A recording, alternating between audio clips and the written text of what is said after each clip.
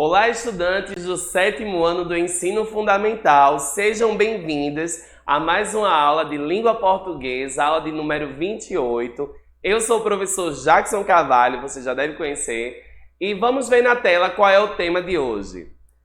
Olha só, na aula de hoje nós vamos falar sobre a norma ortográfica. Na verdade, a aula de hoje é uma continuação do que nós iniciamos na aula passada, tá? Então, já deixo a dica aqui para vocês que ao final dessa aula, depois de você acompanhar direitinho, deixe seu like também, né? Vou dar uma de youtuber. Então, deixe seu like e depois de assistir essa aula, vá lá e assista a aula passada, beleza? Porque essa aula de hoje é uma continuação, tranquilo? Bom, gente, olha só, como de costume, eu trouxe aqui um pensamento do dia para vocês. E o pensamento de hoje é do Mark Zuckerberg, que foi o criador do Facebook, olha só. Então vamos ver o que é que ele vai dizer pra gente hoje. Ele vai dizer o seguinte: é melhor você tentar algo, vê-la não funcionar e aprender com isso, do que não fazer nada. Então, gente, olha que recado para vocês aí em casa. Quantas vezes vocês já deixaram de fazer alguma coisa, de tentar alguma atividade, tentar algo para a vida de vocês porque vocês acharam que ia dar errado? A gente só sabe se vai dar errado, se vai dar certo, se a gente tentar. Então é melhor tentar e se arriscar do que ficar sem fazer nada, né? Pois bem, olha só, pessoal.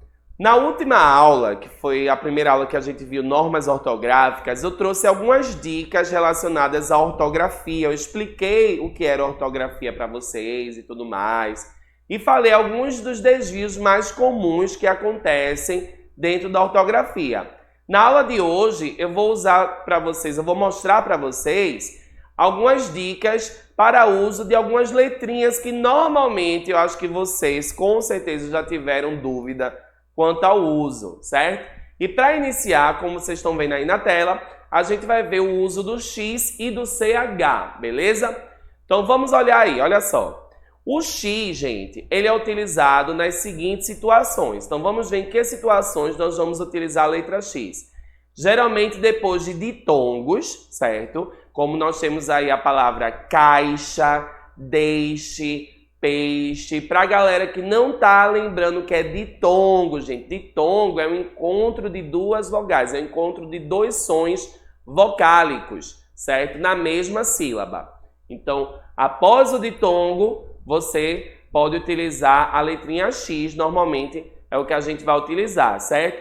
Outra dica também é após a sílaba me. Exemplo, a palavra mexer, mexido, mexicano, tá? São algumas palavras em que a gente também vai utilizar a letra X. Temos uma exceção a essa regra, que é a palavra mecha. Mecha que eu falo é mecha de cabelo. Mecha de cabelo a gente já vai escrever com CH, beleza? Mas, no geral, assim, a maior parte das palavras que tem esse me e logo em seguida precisa desse som, né? Esse som do X, de fato é a letra X que a gente vai utilizar, ok? Outra dica é com relação às palavras de origem indígena e as palavras de origem africana, tá certo? Então, palavras de origem indígena ou africana também normalmente são utilizadas, aliás, apresentam a letra X. Exemplo, a palavra xará, a palavra chavante, xingar, xangô, né, que é uma palavra de origem africana. São palavras que normalmente nós vamos utilizar o X, ok? E a outra dica é com relação às palavras que tem como sílaba inicial a sílaba em. Então, temos aí como exemplo a palavra enxofre, enxada, enxame. E a exceção que eu digo a essa regra é o verbo encher. O verbo encher não se escreve com X, ele se escreve com CH. A palavra enchente também é outro exemplo, tá? Porque também parte ali da mesma palavra que eu falei antes, né? Do encher, ok? Aqui nós temos uma tabelinha mostrando aí para vocês, com atenção, para vocês consultarem as palavras que se escrevem com X e as palavras que se escrevem com CH. Então, deem uma olhadinha com calma para você se familiarizar direitinho, tá? E não ter mais dúvidas com relação a esses termos. Agora, eu vou mostrar para vocês o uso do H, certo? Vocês sabem que a letra H, normalmente, ela não tem som, né? Não produz fonema, não tem som. E ela é usada muitas vezes no início de algumas palavras. Só que aí, pelo fato dela não ter um som, né? A gente sempre fala, né? O H é mudo, né? O H ele não tem som. E aí, pelo fato do H não ter essa sonoridade, fica difícil, às vezes, saber se a palavra começa com H ou não, tá? Então, a gente vai ver aí alguns exemplos, tá certo? Do uso do H. E então, a gente vai ter o H, por exemplo, no caso de interjeições. O que são interjeições, professor? Interjeições são as palavras que a gente usa para expressar uma sensação, um sentimento, certo? Como aí temos o exemplo, o A, quando a gente... né, um A de surpresa, ou o O, né, de espanto, e assim por diante. Então, a gente vai usar o H nessas interjeições. Outro caso é com relação às palavras que já têm o H na sua origem, certo? Que lá do iniciozinho, né, das palavras que vieram antes, já essas palavras já possuíam H. Exemplo, a palavra habilidade, a palavra hoje, e a palavra homem. São palavras que já possuem H, porque desde o início, né? Desde o surgimento dessas palavras, elas já tinham o H, tá? Outra questão é com relação aos dígrafos, né? Então, tem vários dígrafos que nós vamos utilizar também o H. O dígrafo, para quem não lembra, é a junção de duas letras que juntas possuem um único som, um único fonema. Exemplo, CH... nós temos um único som que é pronunciado com essas duas letras, né? Que é o som do X, né? Que a gente acabou de ver, inclusive. Temos aí o LH também, o NH. Então, essas palavras são dígrafos. E nos dígrafos, desses exemplos aí que eu dei para vocês, nós vamos utilizar também a letrinha H. Exemplo, flecha, vermelho, manha, tá? E também em palavras compostas, palavras que são formadas por dois radicais, dois ou mais radicais, né? Palavras que são formadas por duas ou mais palavras, certo? A gente também pode utilizar a letra H, como nós estamos vendo aí, a palavra mini hotel, sobre-humano, super-homem, tá? Então, são alguns casos. Uma exceção a essa regra é a palavra Bahia. Veja bem, a palavra Bahia, enquanto estado, o estado da Bahia, né, que tem como capital Salvador, ela tem a letra H na sua estrutura, né? Você está vendo aí na tela o H na palavra Bahia. Mas nós temos também a palavra Bahia quando se refere à questão geográfica, né? A Baía de Todos os Santos, Baía de Guanabara. Isso aí é porque é uma parte da geografia, do relevo, né? Então, com relação a essa parte aí, né, de relevo, essa parte geográfica, a palavra Bahia não tem o H, tá certo? Vamos ter o H na palavra Bahia quando se refere ao estado da Bahia, ok? E agora, vou mostrar para vocês o emprego do S e do Z, que também são duas letrinhas que muita gente confunde. Então, olha só. Começando pelo S, né? Então, o S ele é usado normalmente nas seguintes situações. Primeiro, nos adjetivos que são terminados pelos sufixos oso e osa, que indicam grande quantidade, estado ou circunstância. Exemplo, bondoso, feiosa, oleoso, né? Essas são também palavras que se usa o S, beleza? Por quê? Porque, como eu falei para vocês, são adjetivos, não é? E terminam com o sufixo oso ou o sufixo osa, e tem essa ideia, né, de qualidade ou de grande quantidade e tudo mais. Outro exemplo é com relação aos sufixos eis, esa ou isa também, quando a gente quer se referir à origem da pessoa ou ao título, né, o título de nobreza, a profissão. Então, por exemplo, a palavra marquês. Marquês é um título, certo? Um título aí de nobreza. E a palavra marquês, ela tem a letra S. A palavra francesa também é uma palavra que tem a letra S, né? Porque indica a origem. E também a palavra poetisa, como uma profissão, beleza? E também depois de ditongos é comum o uso do S, como a gente pode ver na palavra coisa, na palavra maisena, que eu vou explicar para vocês essa palavra, que tem muita gente que não sabia, mas maisena é uma palavra que se escreve com S, tá? Vou explicar o porquê. E a palavra lousa. Pois bem, deixa eu voltar para a palavra maisena, que eu sei que vocês devem aí estar se perguntando, devem estar em casa procurando o pacote de maisena para comparar mesmo, se o professor está falando certo. Gente, maisena é um produto, né? Mas maisena, na verdade, é o nome da marca também. E a marca, como é um nome registrado, é um nome próprio, ela pode ser registrada da maneira como o dono da marca escolher.